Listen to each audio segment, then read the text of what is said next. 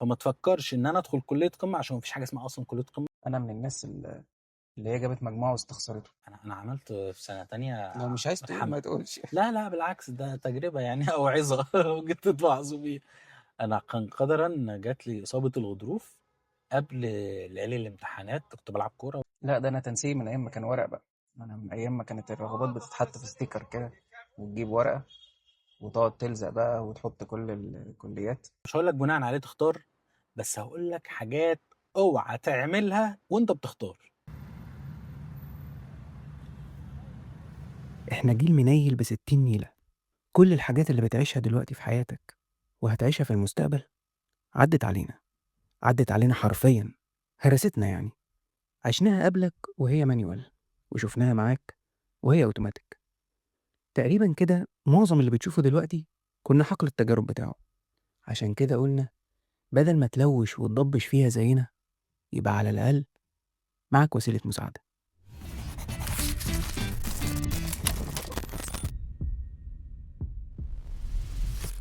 اهلا وسهلا بيكم في حلقه جديده وبرنامج جديد بشكل جديد. برنامج اسمه قابلنا جيل المنايلين. يعني يجي لي منيلين. يعني الثمانينات والتسعينات احنا بنتكلم عن جيل الميلينيال.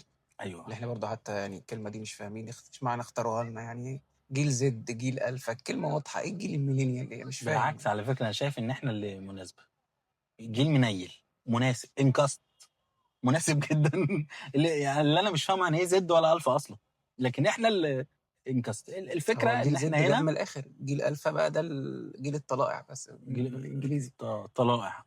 طيب ماشي، انت قادر، انت عارف انا عربي والماني، بس احنا هنا هنناقش القضايا اللي موجوده بتشغل جيل زد وجيل الفا ومر بيها جيل المنهيلين.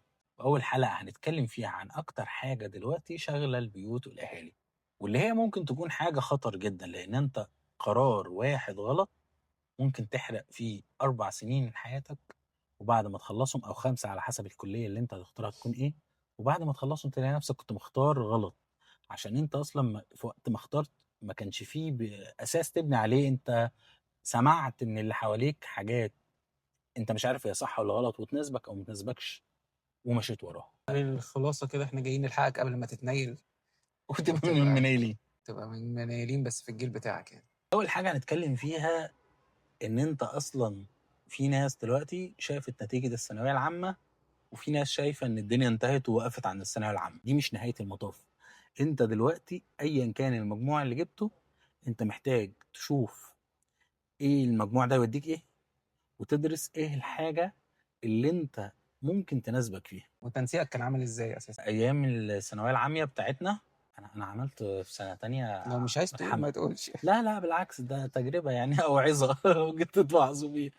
انا كان قدرا جات لي اصابه الغضروف قبل ليالي الامتحانات، كنت بلعب كوره واتصبت قبل ليالي الامتحانات بايام بسيطه جدا يعني. فانا فاكر ان انا جبت النكسه في سنه تانية ثانوي بس 67. بس كان على حظي الحلو ان الثانويه العامه كانت على سنتين، فعوضت في السنه الثالثه. مش فاكر جبت 90 او كده، كان التوتال بتاع الاثنين لما بيتجمعوا مع بعض ان الاجمالي بتاعي كان 76.5%. انا كنت محدد انا كنت عايز ايه، وعايز اروح لكليه ايه من وانا في اعدادي.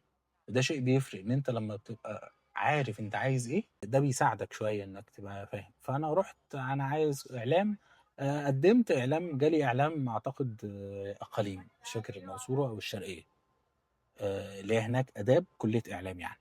اه وبعد كده يعني لما لقيت نفسي كده كده هسافر وهدفع، فقلت خلاص يبقى اخش في اسكندريه وكان فورس بقى لسه فاتحه وكده وكانت في الحنين منه.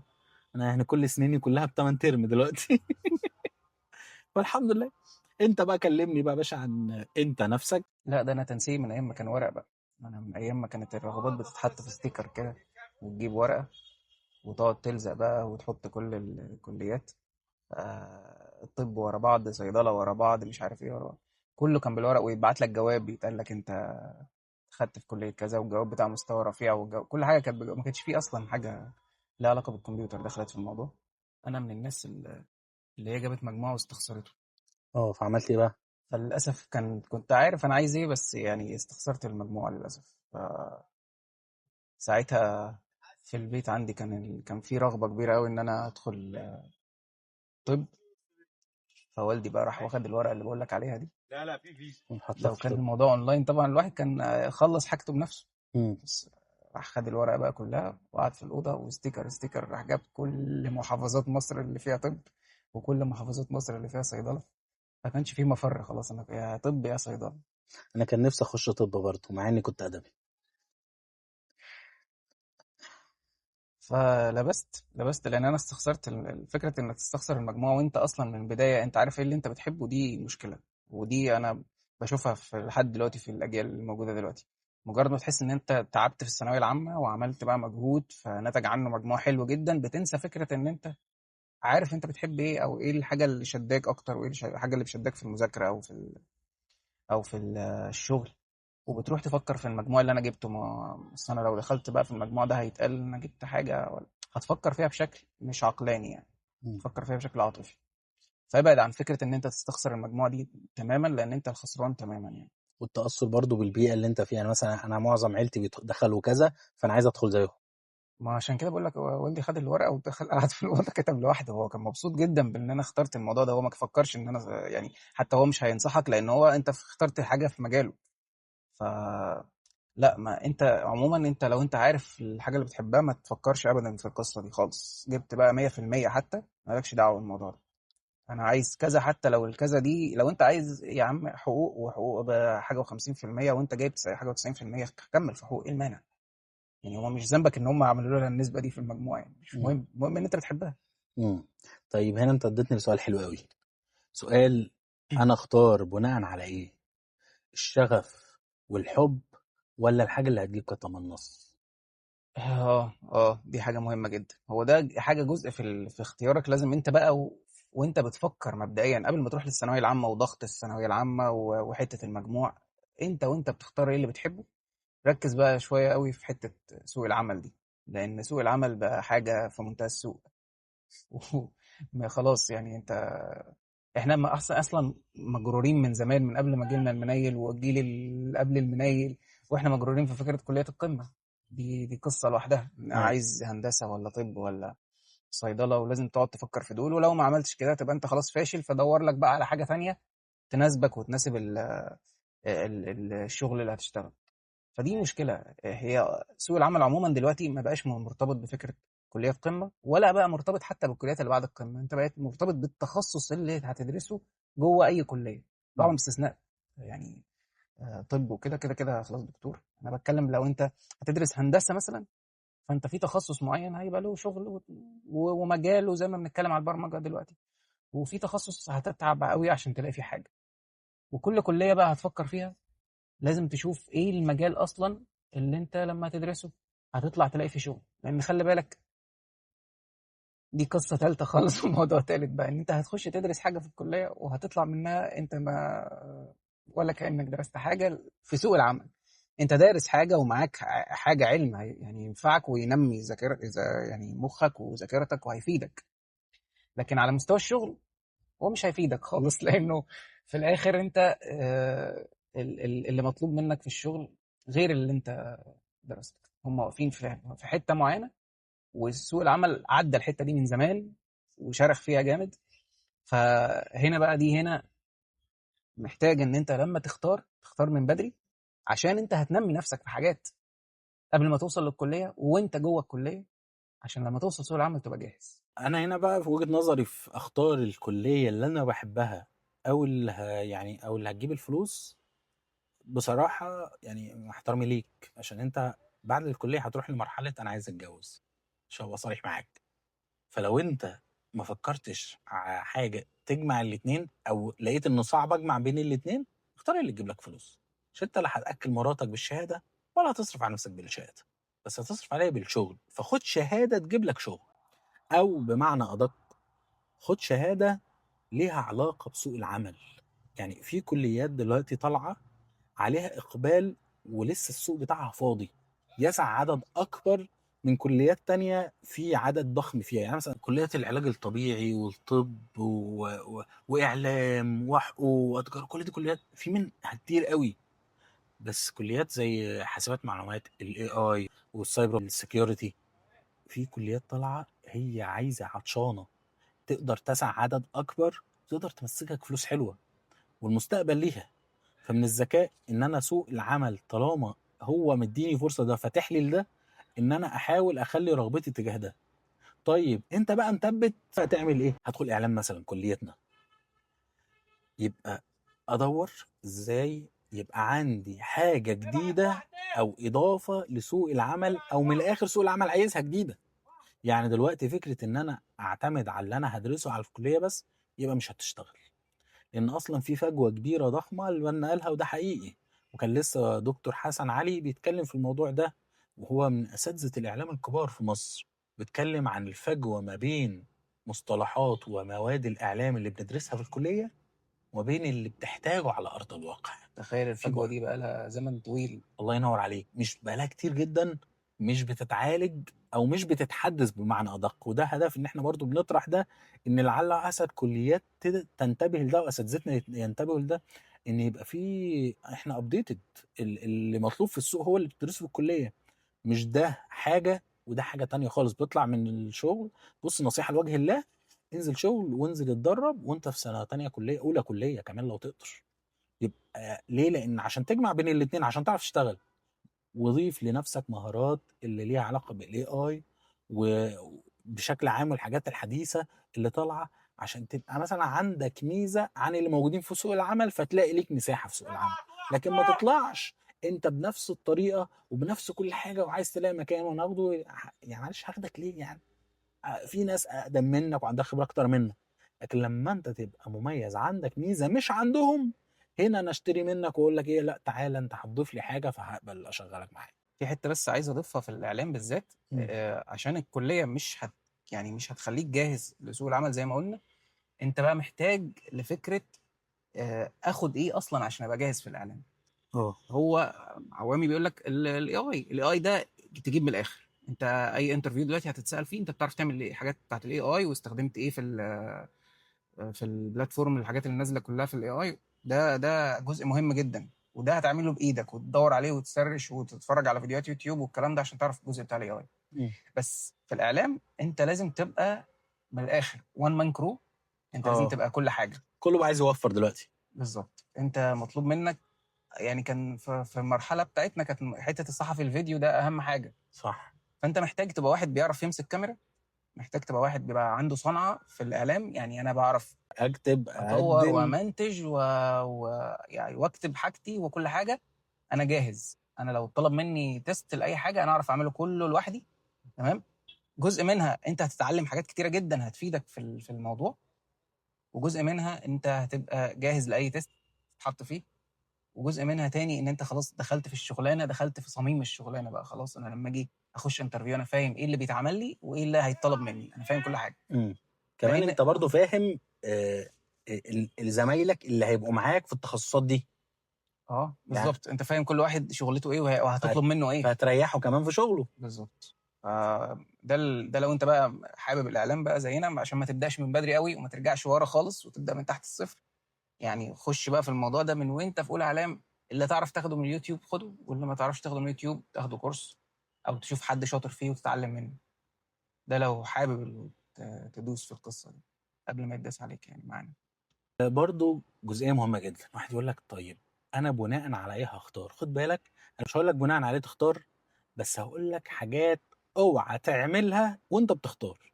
يعني زي ما قال لنا البنا، اوعى تستخسر المجموع. جبت مجموع اعلى من الكليه اللي انت محددها اللي انت شاطر فيها او عندك مؤهلات ليها، اول حاجه. تاني حاجه، ما تروحش عشان انا من عيله دارسين كذا او فيها ناس كتير دارسه حاجه، انا عيلتي كلها دكاتره، عيلتي كلها ضباط، عيلتي كلها مش عارف اعلام، فانا لازم اروح وادخل بدماغي عشان ابقى زي العيله. لا مش لازم. كل واحد عنده ربنا مديله موهبه بتاعته والحاجه اللي هو ربنا فتح عليه فيها. انت شوف انت ربنا فتح عليك فيه وروح. تاني حاجه. تالت حاجه، لما تدخل تخصص حاول تدور ازاي ده هبقى رقم واحد فيه. يعني مفيش حاجه اسمها كليه قمه، بس في حاجه اسمها ان انا ابقى قمه في الكليه اللي انا دخلتها. فما تفكرش ان انا ادخل كليه قمه، عشان مفيش حاجه اسمها اصلا كليه قمه. كل الكليات انت تقدر تبقى منها قمه. بدل ما تدخلها وتبقى قمه في الغباء يعني. الله ينور عليك. ما انت لو مشيت على فكره كليه القمه، واللي عارف انت الموروث الخاطئ اللي هو ايه، اعلام وطب وهندسه دول كليات القمه والباقي كليات قاع. ده مش حقيقي وده عبث، واللي هيقول لك كده صدقني هيضحك عليك. اي كليه بما فيها كليه، بص اللي الناس كلها ممكن تقول لك يعني لا يا عم دي مش دي كليه تعبانه. لو انت هتعرف تدخل فيها وتبقى رقم واحد فيها وتبقى متميز فيها، هي كليه قمه بالنسبه لك. طب اخترت غلط بقى وفشلنا في التجربة وعايزين نرجع وعايزين نختار تاني. حلو، نعمل ايه؟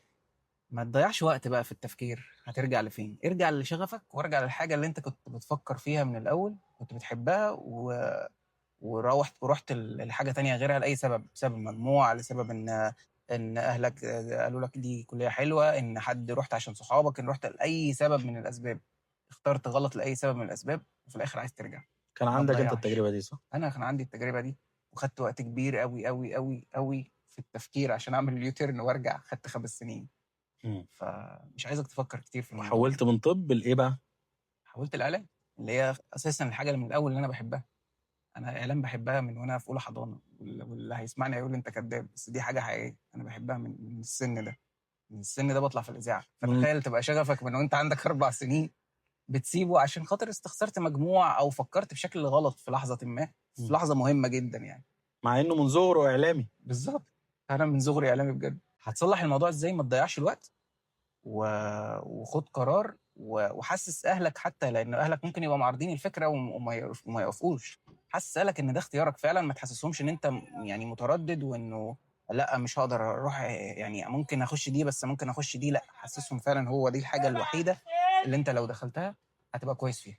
دي جزء مهم قوي وانت بتحاول انك ما تترددش وتبقى سريع في القرار. ده لو ما لقيتش نفسك يعني قصدي. ده فشلت خلاص بقى في المجال اللي انت يعني اكتشفت. انا دخلت بعد شهر ونص، بعد شهر ونص في طب اكتشفت ان انا مش مكاني. ايوه. بس 5 سنين عشان احول ما اه. بين تردد من عندي وما بين يعني معارضه من اهلي. بس انا كنت مش مالك قراري ازاي، لان انا مش حاسم في الموضوع. يعني يا كده يا كده يا كده يا كده، بدي اختيارات وبدي بتاع. لا، انت قرر و... ونفذ بدري، نفذ بدري جدا يعني. اعرف برضو ان حتى لو الموضوع طول وحتى لو الموضوع خد 5 سنين، ففي الاخر هو ده رزقك. انت عملت بقى وسعيد ساعتها اللي عملت اللي عليك، وفي الاخر الموضوع ما جاش معاك من اول سنه ولا تاني سنه ولا بتاع. ففي الاخر يعني لو حصل كده فاعرف ان ده رزقك. هتخشها بعد 5 سنين وهتبقى بني ادم عادي، مش هتجرى لك حاجه يعني. طب فرضنا انك اتاخرت في القرار لسبب مش بايدك، مثلا اهلك مش موافقين مثلا. انت دلوقتي في مرحله احسن من المرحله اللي كنا فيها. ما كانش فيه فكره انك تعمل سيرش على اليوتيوب وعلى النت وكورسات كتير، ولا حاجه متوفره انك تعرف اصلا ازاي تروح اعلام ولا تدرس حاجه اعلام. ادرسها لحد ما تروح. يعني لو الموضوع مقفل، ادرس الحاجه وتعلم فيها واعرف حاجات فيها كتير لحد ما تقدر تقنع اهلك ان انت تحول ليها. ده جزء مهم جدا هيوفر عليك وقت. وما اشغلش بالي بقى ان انا كده هروح ادخل مع ناس اصغر مني في السن والكلام ده. ده ربنا كرمك بقى وحولت اه. ودخلت مع طبعا جيل مش جيلك بقى، خلاص بقى جيل انت اللي منيل بس لوحدك، والباقيين كلهم جيل بقى زد ولا انهي جيل انت هتخش فيه. هم نفسهم ما هيبقوا زد، قصدك هيبقى الفا؟ احنا بنتكلم زد والفا. هم اه مش هيبقوا منيلين انت زينا، احنا المنيلين اعتزلوا، احنا بقينا ابهات يا حبيبي. انت زد وهتخش على جيل ما يعلم بالله ربنا. فما تقلقش، لان انت مجرد ما هتدخل الكليه، اذا انت مختار صح والكليه دي بتحبها، ما تقلقش. انت هتحس بجد اول سنه ليك دي هي اول سنه ليك في الدراسه، هي اول سنه ليك في حياتك. هتحس بشكل كبير جدا ان انت ريفريش خالص وبتبدا بدايه جديده، ومش حاسس تماما ان الناس دي اصغر منك ولا تفكر التفكير ده. يعني انا بقولها لك دي تجربه فعلا. مش هتحس اصلا لو اللي فرق بينك وبينهم 5 سنين. انت هتحس ان عوامي هو صديقي هو من الكليه، والفرق ما بيننا مش مهم. ومفيش ده و... مجرد على الورق والله، لكن عمليا لا. ما شاء ولا الله يعني. حسينا في لحظه، ولا حسيت انا هو ان في اي فرق، ولا ان في سن مختلف وان انا اكبر وان هو اصغر. ما فيش الكلام ده خالص، ولا اي حد من دفعتي اصلا. من اول يوم في الكليه انت بتحس خلاص ان انت بتبدا بدايه جديده، لان انت اخترت بقى ساعتها صح. خلاص انت اخترت صح وعايز تعوض، فمش هتفكر اصلا التفكير ده يعني. والله يا بنا اتبسطنا، كانوا احلى 4 سنين قضيتهم معاك فعلا، والحمد لله كان ربنا كرمنا فيهم ويعني ودغدغنا الدنيا في الكليه يعني. عملنا مصايب، ممكن يبقى في مرة نتكلم على اللي كنا بنعمله في الدكاترة، في بالذات دكتورة دعاء حجازي. ونشرة الأخبار اللي كنا بنعملها. طيب يا عم بنا دلوقتي في حد ممكن مثلا يقول لك ايه، طب انا عايز العب كورة، فمش مهم التعليم، انت ايه رأيك؟ لا دول حبايبنا، دول احنا من اول ما طلعنا واحنا بنكلمهم. ايوه. فيعني انا دول عايز اقول لهم بقى، يعني هتخش تلعب كوره مستقبلك جايبك ان انت هتكمل في الكوره، اتعلم برضه. ما تفكرش ان الكوره غداره، الكوره غداره هنقولها من هنا حقيقي. للصبح يا جماعه، الكوره اسألني انا غداره. اكيلس 3 غضروف في الظهر، 2 ركبه.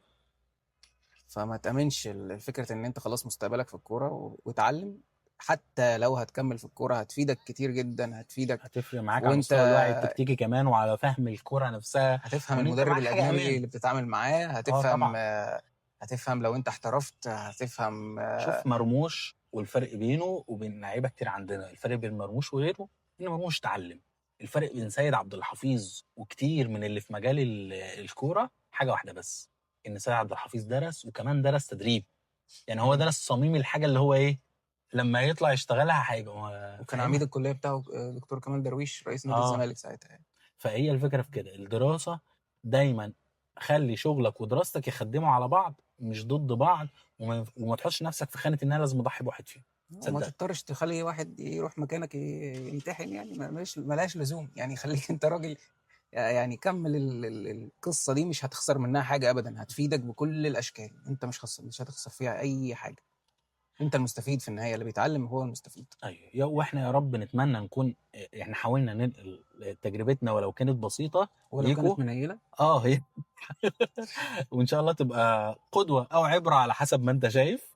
ان لعل وعسى ان احنا نساعدك او ندلك على حاجه يكون فيها خير ليك، وان شاء الله الدل على الخير كفاعله. ومش شرط ان انت مثلا ممكن تكون ما اتفقتش في حاجه ان انت ما تنصحش غيرك، بالعكس انا ممكن انصح اقول لك تجربتي السيئه عشان انت كمان ما تقعش فيها، او تجربتي الكويسه عشان انت هو تقلدها. مفيش تجربة سيئة حقيقي، خصوصا في التعليم يعني. ايوه. احنا بنتكلم في حاجة هي في الآخر هي تجربة انت حياتية. ضفت لنفسك حاجه. بالظبط، بس هتتعلم الفكره منها، ان هتتعلم من اختيارك الغلط، وهتتعلم من الحاجة الصح. تمام.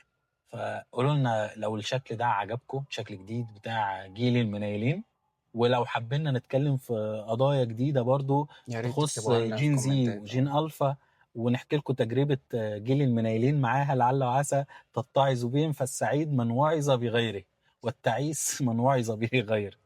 السلام عليكم. اشوفكم على خير.